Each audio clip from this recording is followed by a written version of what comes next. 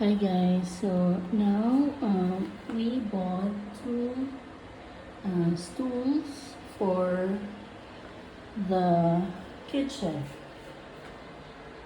Okay, so these stools will be the dining chairs.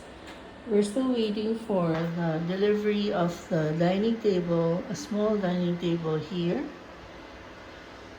This is Norman Copenhagen.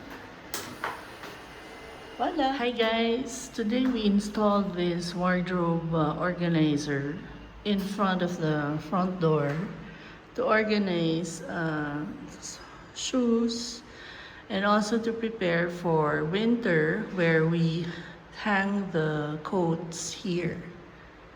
This is also from Norman Copenhagen. Norman Copenhagen. Voila!